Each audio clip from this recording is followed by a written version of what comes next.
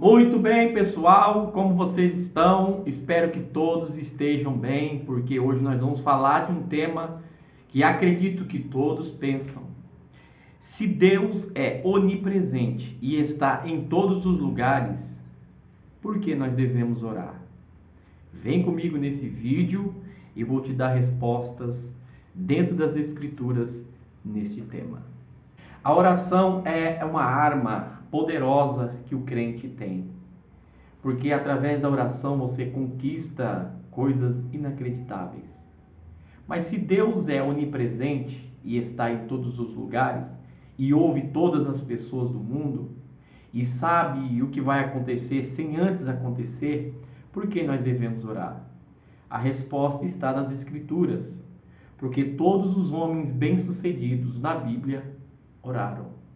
A Bíblia diz em Jeremias 33:3: clama a mim e responder-te-ei, e anunciar-te-ei coisas grandes e firmes que não sabes. Então, se quisermos ter alguma coisa, devemos clamar.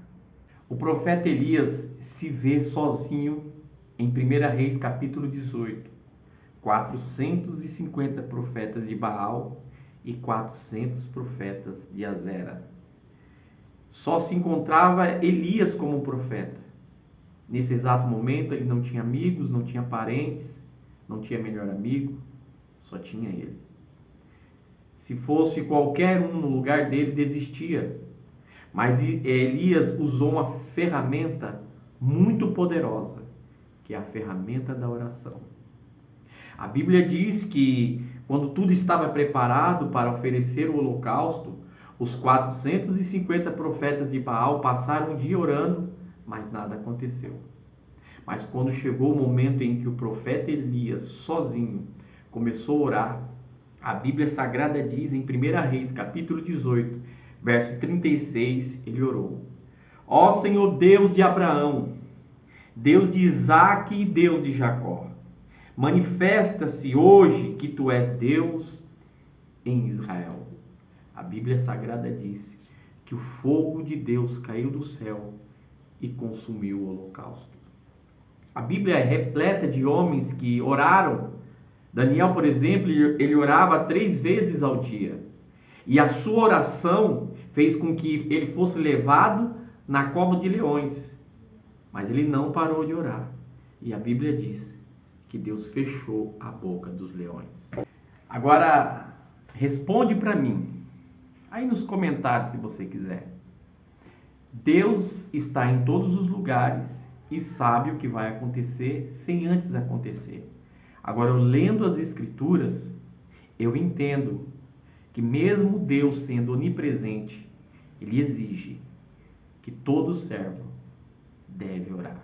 Ana também foi uma mulher que, mesmo em uma situação difícil e complicada dentro da sua casa, passando perseguição com Penina.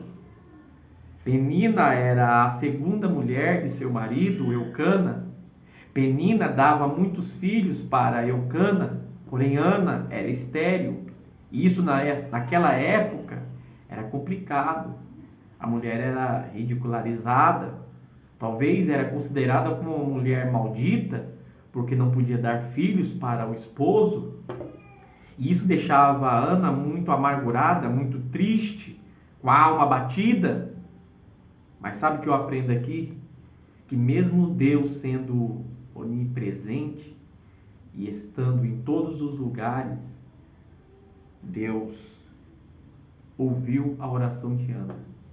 Que mesmo Deus sendo onipresente, nós devemos orar. E por quê? Porque as Escrituras nos ensinam que devemos orar. E Ana orou. A Bíblia diz em 1 Samuel, capítulo 1, verso 10, ela, pois, com amargura de alma, orou ao Senhor e chorou abundantemente. E a resposta dessa oração foi que Deus abriu a sua madre e lhe deu um filho chamado Samuel, que foi muito importante na história do Antigo Testamento. Agora o que eu quero falar para vocês é de um homem que Até as crianças conhecem a história desse homem, Jonas. Jonas deveria ir para Nínive, mas ele não foi. Foi para Tarsis, entrou no barco, pagou sua passagem, entrou no porão e ali foi dormir. Houve uma grande tempestade, todos conhecem a história. Ele desobedeceu à voz de Deus. Onde ele foi parar? Dentro do ventre de um grande peixe. E o que ele fez lá dentro do grande peixe? Ele orou. E a Bíblia diz em Jonas, capítulo 2, verso 1: E orou Jonas ao Senhor, seu Deus, das entranhas do peixe. O que eu aprendo aqui? Que nós não devemos iniciar uma oração só no momento difícil.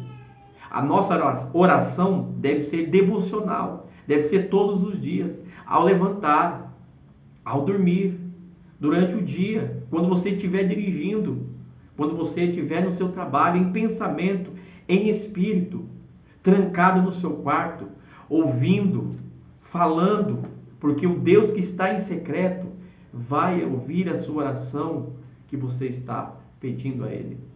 A Bíblia diz em 2 Crônicas, capítulo 7, verso 14, ouça bem isso: se o meu povo que se chama pelo meu nome se humilhar e orar, escute bem esse verbo, e orar, e buscar a minha face, e se converter dos seus maus caminhos.